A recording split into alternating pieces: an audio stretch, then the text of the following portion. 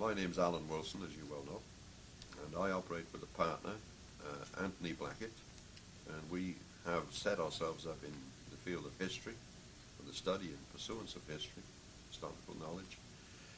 And one of the things we set up was a partnership, the MTP partnership. So I operate through the MTP partnership on equal terms with Blackett. Anthony Blackett's well known from the books which we jointly publish. Now, one of the major things that we've done in our studies is to delve into the ancient history of the Brits. Now, in delving into ancient British history, we found a peculiarity. In modern times, it's been regarded as a bogus history. And the reason for it being a bogus history comes out of Oxford and Cambridge and London in England. And the theory was that Troy never existed other than in the mind of Homer.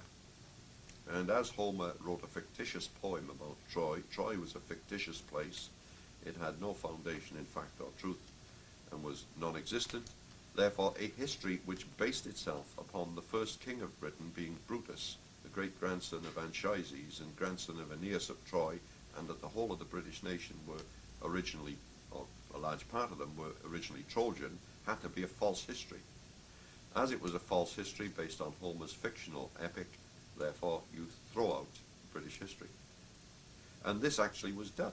And you will find books by these supposed scholars from Oxford and elsewhere stating this in the words that I've just stated, that it's a bogus history based on a bogus fiction by Homer, that this is a brutal, primitive race who had no real history of their own, a bunch of savages, and they decided they would claim descent from Troy. Now, how this lunacy could have taken root in the 19th century is perhaps hard to understand. But you've got to realize that in the United Kingdom, the word united doesn't really apply. It's a very fragmented, fratricidal place where all sorts of petty jealousies and major jealousies are consistently to the fore in the relations between the Scots, the Irish, and the Welsh and the English.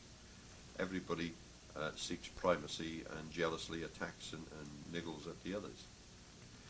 So what you start with in British history is a situation that the history is thoroughly derided before William the Conqueror. And this is the well-known phrase in Britain of, it all began in 1066. In other words, you couldn't believe anything that happened before 1066. Now this leads to a peculiar situation. You get modern professors, and I've read a book recently, I've read several, but one last year, where a professor of archaeology actually states, we know nothing of British history whatsoever other than the snippets and small comments made by various Greek and Roman writers. Now that is an inconceivably stupid statement. You could equally say we know nothing of what the Jews, or the history of the Jews, other than what Roman or Greek writers said about the Jews. In other words, you know nothing of the Jews. Now you know about the Jews because you know of the various histories and documents preserved by the Jews. The Bible, the Talmud, Flavius Josephus, and so on. And we don't say to the Jews, you have no history, because the Greeks and the Romans didn't mention you. And we don't go to China and say to the Chinese, you have no history, because the Greeks and Romans didn't write about you, nor do we do it to the Japanese. Each nation preserves its own history. And really, if you dig up in ancient Assyria and you find the monuments of Assyria with their inscriptions and the libraries of various kings on cuneiform clay tablets, you are reading the self-preserved histories of Assyria, and the same in Chaldean Babylonia.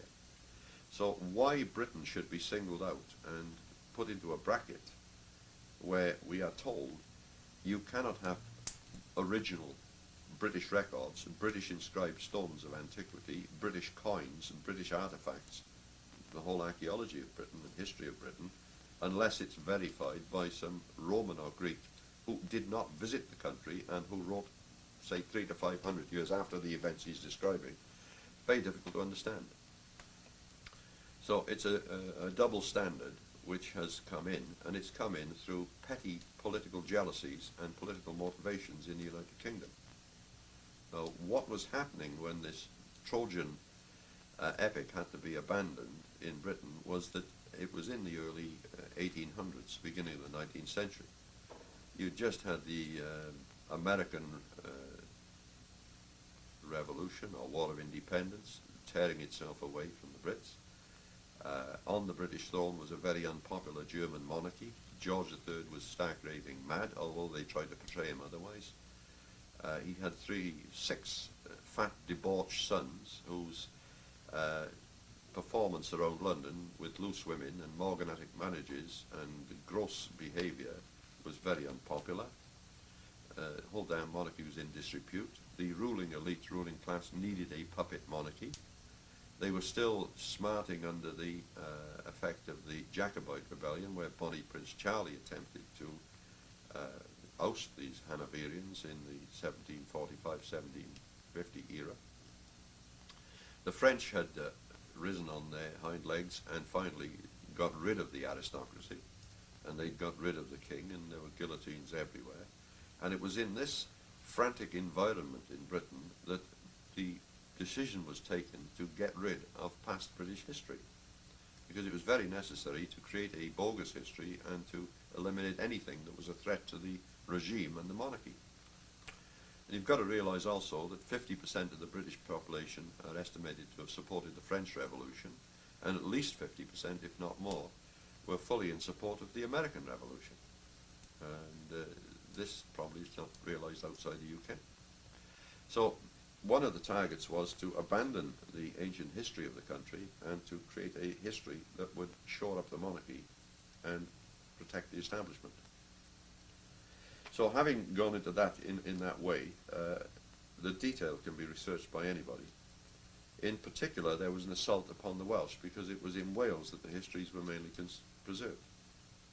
The Welsh had been in their territories for 3,600 years, and they said very firmly, as did many of the Brits in England, that they were people of two migrations. One, a vast migration by sea from Syria, about 1600 years BC, coming from, presumably from from Diocletian, who turns out to be Dungi of and the second migration about 500 BC from a Trojan remnant in the western Asia Minor area, Phrygian Troja. And so we had two migrations, one 3,600 years ago, one 2,500 years ago, coming into the UK, bringing these influences from that area. These histories were forthwith abandoned, purely on the basis that Troy never existed. Well, about 130 years after they abandoned the Albion legend, the coming of Albine from Syria, Leonard Woolley dug up Ur of the Chaldees, and he dug up the royal necropolis. In digging up the royal necropolis, he dug up the vast tombs of the emperors of Ur. And one of them is of interest to us in that it's the greatest of the emperors, who they think is of the third dynasty, named Dungi, who appears to be the British Diocletian. The interesting thing is that in the British record, written on manuscripts certainly 1,000 years old, the idea was that Diocletian ruled 33 other nations. He also made his daughters rulers of nations or territories, and he had a great enemy named Labana. When Woolley dug up Ur, he found the Vultivarian of Diocletian, and he also found that Diocletian, or Dungi, ruled 33 other countries. He made some of his daughters rulers of countries, and he had a great enemy named Labana. Labana turns out to be the first king of the Hittites, emperor of the Hittites up in Anatolian Turkey, who did actually attack the Chaldean Euphrates civilization and recorded it. Every subsequent king of the Hittites took the throne name of Labana, in the same way as the Caesars in Rome became Caesar after Julius Caesar. In other words, Caesar became a titular name as well as a personal name. Everybody used it. Not until around 1880 was the Hittite Empire rediscovered, and so nobody in Europe would have known anything about Labana, yet the British knew all about Labana 1,000 years ago. When Woolley dug up the Vultivaria in the tomb of Dungi, he found metal tables. On the metal tables, he found that there were certain items, reclining models of rams, reclining models of bulls, standing lambs, round balls. When they dug up the Lexton Mound in Cambridgeshire in England, said to be the tomb of King Kinvelin, or within the Lexington Mound, they found a metal table in the votive area, reclining bulls, reclining model rams, reclining and standing lambs, and round balls again. In other words, a complete identical paraphernalia in the religious area. All these items are still in the Colchester Museum, but it seems not to have occurred to anybody to make the comparison. So there is some truth in the first legend, and you can take it further. You can compare the ancient measurements, jurisprudence, pottery, and in Britain, at the time of this invasion, 1600 BC, a marvellous metalworking culture burst out from nowhere. It had no antecedents, it had no precedents, there was no way that it could be traced back to a sort of development. It just came out of nowhere. And it's not unlikely that this metalworking culture, known as the Wessex culture, is a direct emanation of this invasion from Ur of the Chaldees. And if you begin to compare some of the marvellous gold and other bronze finds that they've made in ancient mounds and so on in Britain, if you make the comparison with ancient Syrian Ur of the Chaldees, you will see that there is remarkable similarities.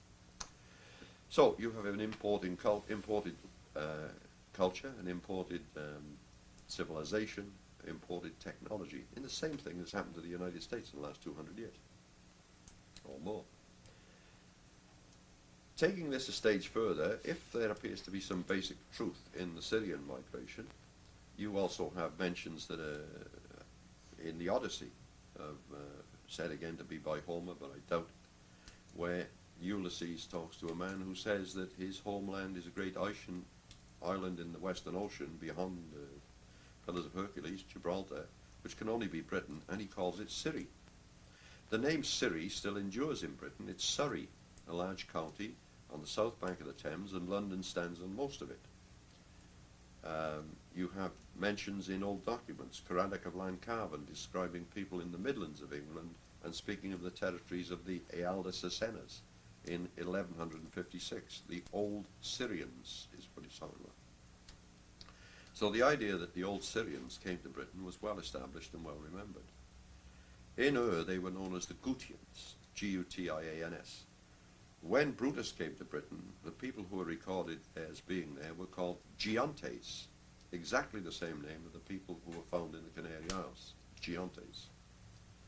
Later they became the Gewissae, and in medieval manuscripts, Anglo-Saxon chronicles and so on, they're the Gewissae. And it's fairly clear that the Gutians, the Geontes, are the Gewissae.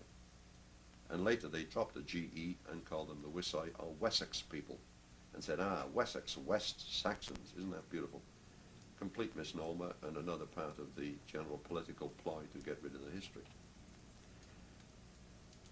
They actually have translated the Geontes of Britain as being giants, as if there was a mythical giant race there of great big people, and another attempt to create a myth out of fact.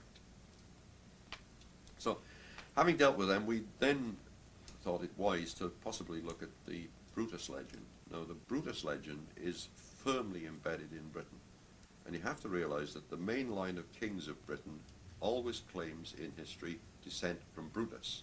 And it doesn't matter if you could claim descent from the Holy Family or Jesus Christ or whatever, you have to be able to claim descent from Brutus to be king. There's no doubt about this. So Brutus had to be got rid of, on the Trojan War being a fiction and the city of Troy being a fiction. Brutus is a fiction.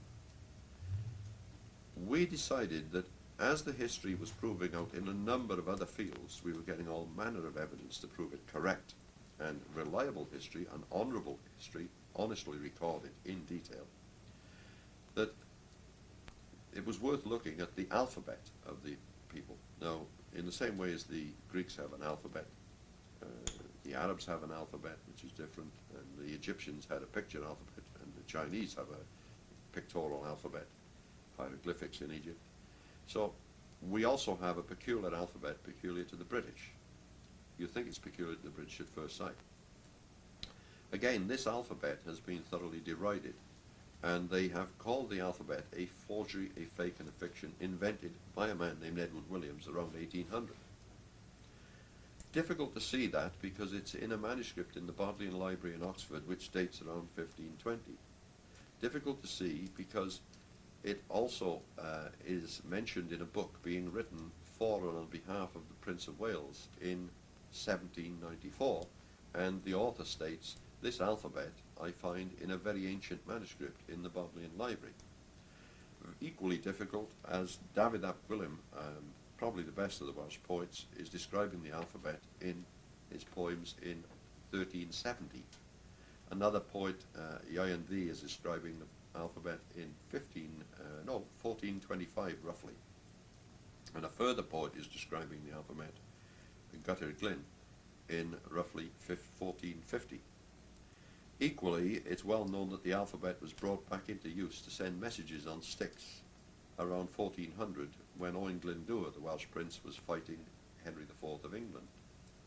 It goes on and on. There is a satirical poem in existence written by a man named Rhys Cain.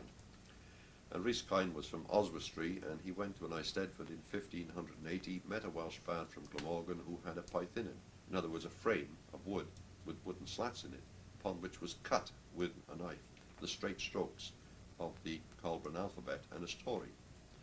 And Rhys Cain kindly wrote a satirical mocking poem about the alphabet. Fine.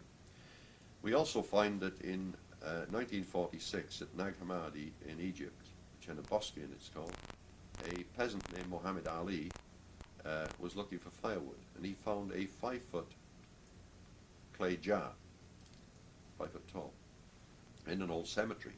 He dragged the jar out, took it home, or broke it, one thing or the other. Inside were 14 leather satchels. In the 14 leather satchels were 128 Gnostic books, a complete Gnostic library of the Gnostic Christian Church. Now, for 1500 years, people have only really known about the Gnostics what their enemies, the Church of Rome, chose to write about them, and it's not very polite. But here was an intact Gnostic library.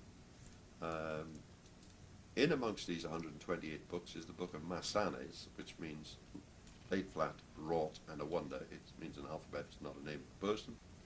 And this gives a complete, detailed description of the Coelbren British alphabet, how it is, what it is, and how it works.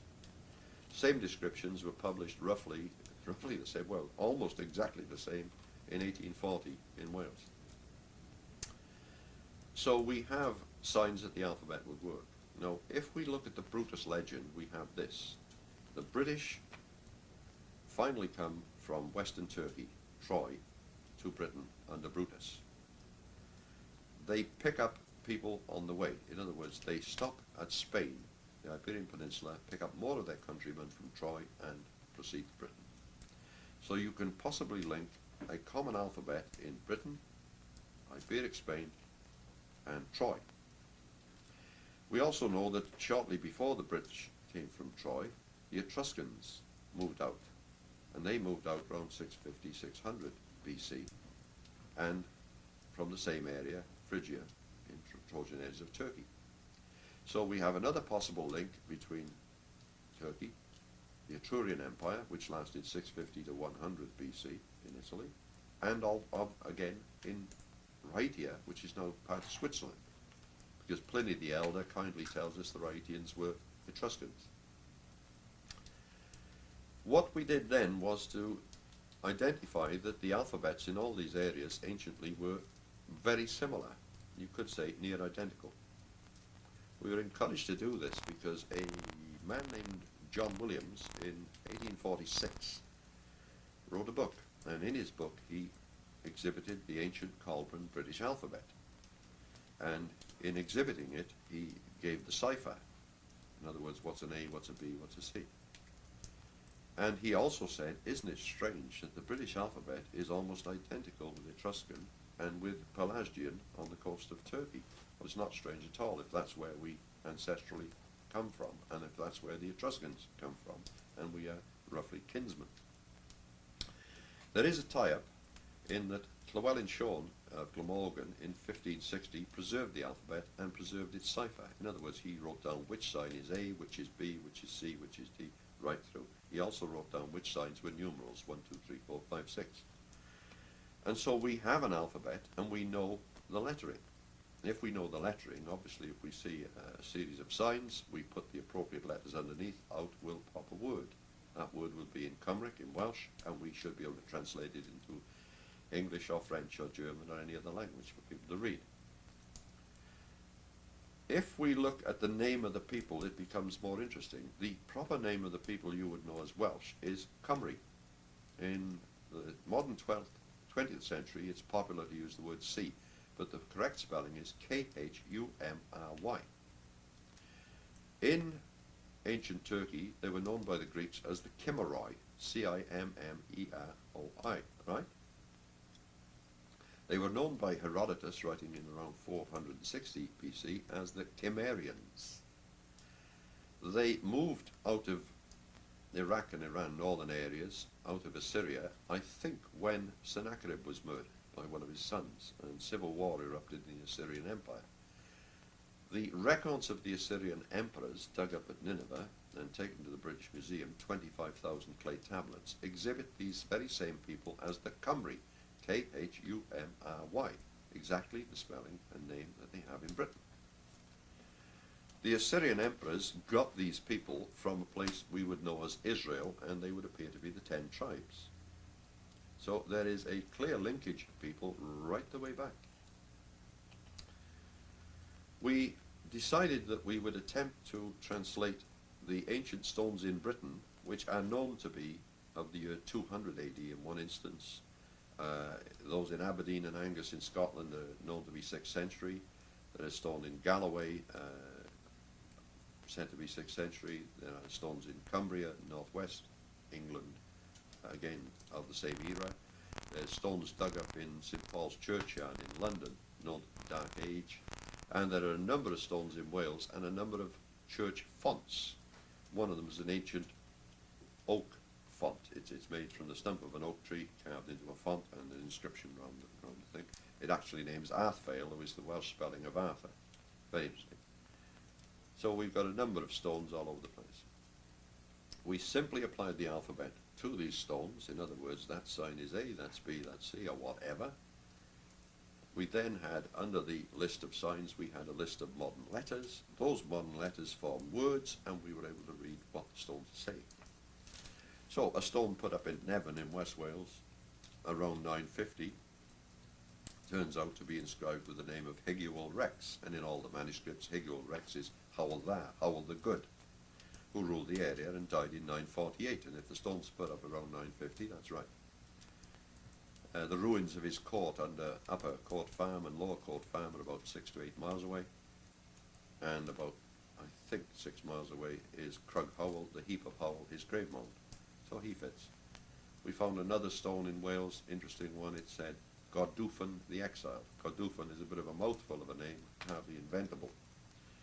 And we find around 200 AD a British king named Godufan was indeed deposed. It says in the records, Godufan was a turbulent, mad and wild king, for which reason he was deposed, exiled, and his brother Hrun placed in his stead.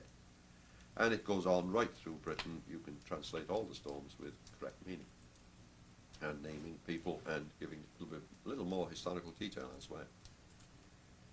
This encouraged us to tackle Etruscan inscriptions. So we looked for Etruscan inscriptions. Now you'll find in Britain a lot of books, not many about Etruria. It's not popular in Britain. Presumably it's considered to be Italian.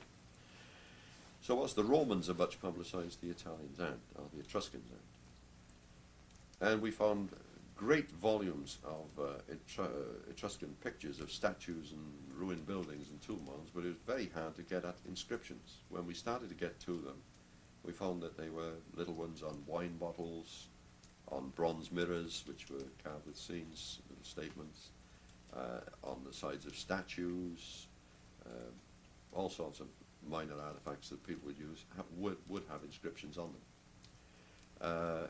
We were able to translate these without any difficulty whatsoever. And what we did note, and it's unmistakable, that some of these, particularly on, say, wine bottles, are pithy little humorous statements. And they unmistakably have the dry humour and the dry sort of self-depreciating wit that we associate with Jewish people. There's no doubt about this.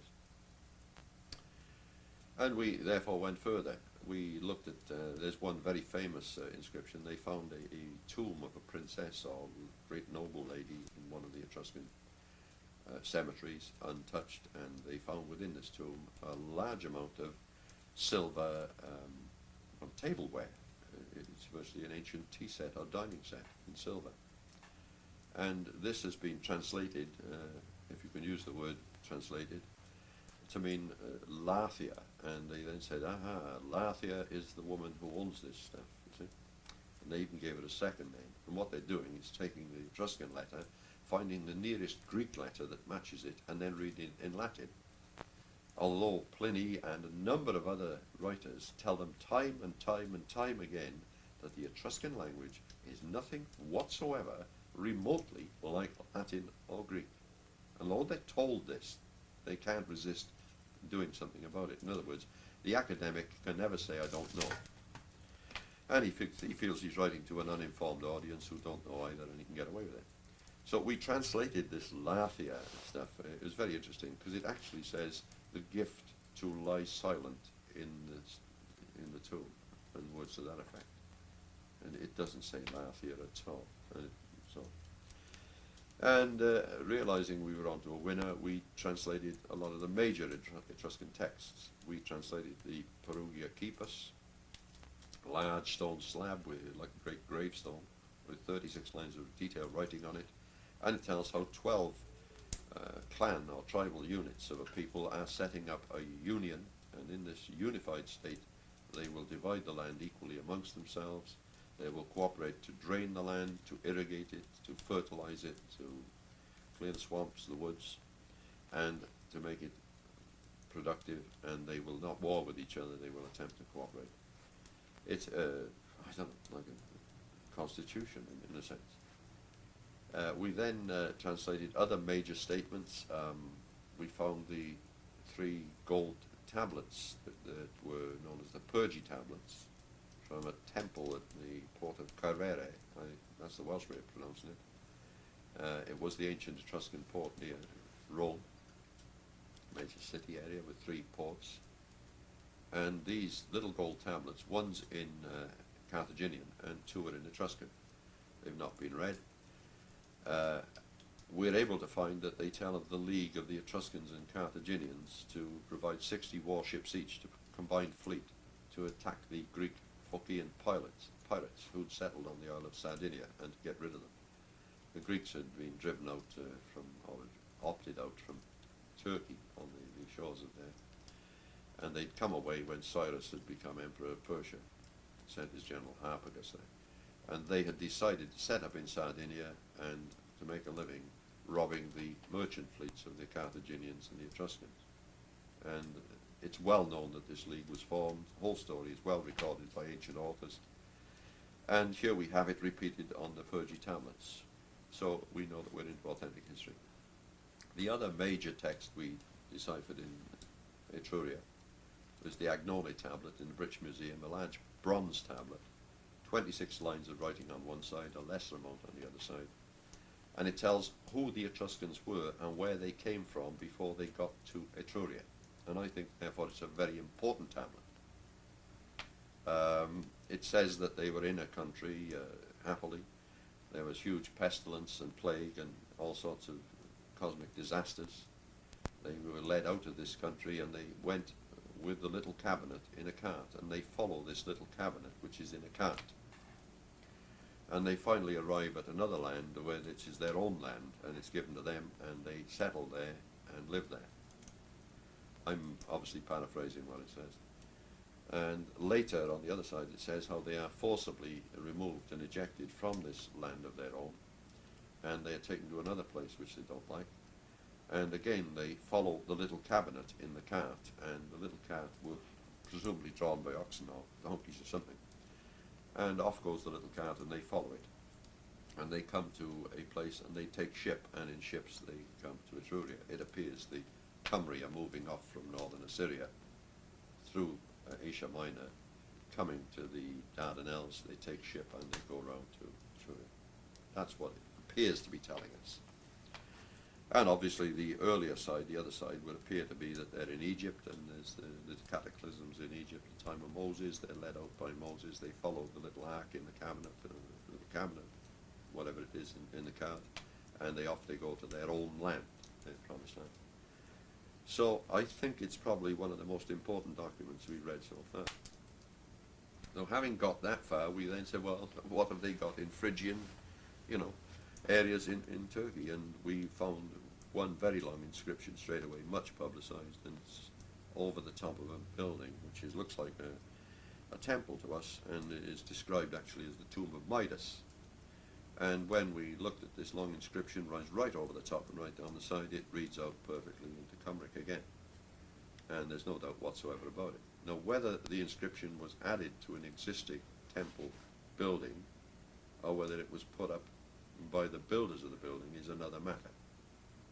But there's no doubt whatsoever it's a form of harvest prayer. And it's very unlikely that that's a tomb. It's probably a temple building. So we were now in a position of translating all the ancient British stones. We were in a position of translating any Etruscan inscription we come across or we wish to translate and getting a sense. We turned to Rhaetia, where certain small inscriptions have been preserved, and we mopped them up in no time. They also translate into Cymric, and we know from Pliny that the Rhaetians in Switzerland are Etruscans who moved north. So we've got a constant fit, in the same way as if there was devastation in the world tomorrow and New Zealand was the only place that escaped. It's quite possible that in later years New Zealanders would drift into ravaged America and would find documents that they could read in their own language, their own tongue, and the same in Canada, and they'd finally work their way back to the UK and read what was left there. And this is all we're doing. We're doing what Alex Haley did in a much more, we're not quite in the family genre that he's in. We're into a national sort of situation, but we're following our national roots right the way back as far as we can. Interestingly, the Welsh have always said that their language is the language of the angels, and the language and alphabet is the language of heaven. Now, they say that in those words. And here we have it called the language of the angels and the language of heaven in the Nag Hammadi scrolls in the Gnostic library. That's precisely the same definition they give of the same alphabet. It's the language of God. It's the language of heaven. So we had now accomplished that which pleased us, because really we were verifying the basic and fundamental accuracy of British history as we know it, and as it has been flung aside and derided. You've got to realize that the average Englishman has been persuaded that he's an Anglo-Saxon, and therefore anything before 500 AD doesn't apply to him and is to be booted out and got rid, in the same way as the Americans came here and got rid of the Indian culture and histories. But the thing is, you'd think that they'd have learned something over there. They've been there longer. Actually, very few English people are Angles or Saxons, and the phrases that I hear used, like an Anglo-American agreement, are just absurd. It's like saying a British Minnesota agreement for the USA. Very few people in Britain are Angles. What you're saying is you've got an agreement with the county of Northumberland. It's a complete absurd piece of nomenclature. Tiny numbers of them were Saxons on the coasts of Kent and around Sussex and Dorset, around there, the Isle of Wight. And certainly the bulk of the population is ancient Gutian, it's Vandal Mercian, it's British, and it's picked in the British from the Brutus people of Troy, the Trojans, the Cymry, and from the Syrians. And the idea that they're Angles and Saxons is just about the daftest thing you'll ever heard. But they've been persuaded that they are. And the strange thing is this: the Welsh, in the persons of the Cymry, attacked northern France, as is well known. They attacked Europe, the British, in 383. And the two major principalities that endured were Brittany, which still does, and Llydaw. Llydaw became Normandy in 852, when the Normans were aided by the French king to attack the place and install Rolf the Ganger. But a Welshman can go over and speak Welsh to Bretons today, and in a very short time they're understanding each other. And a Breton can come to Wales and he can speak to the Welsh and understand each other. But it's very strange that no Anglo and no Saxon, as we call them, no Englishman can go to Germany and speak to the Germans, and they never could. So there's got to be something wrong. Now, Welsh records of 826 say very clearly that the language which prevailed in England and became the national language is the language of the Isinglas. It's the language of the Iceni. The Iceni are the great big tribe who were led by a tribal nation led by Boudicca in her attack upon the Romans in the time of Nero.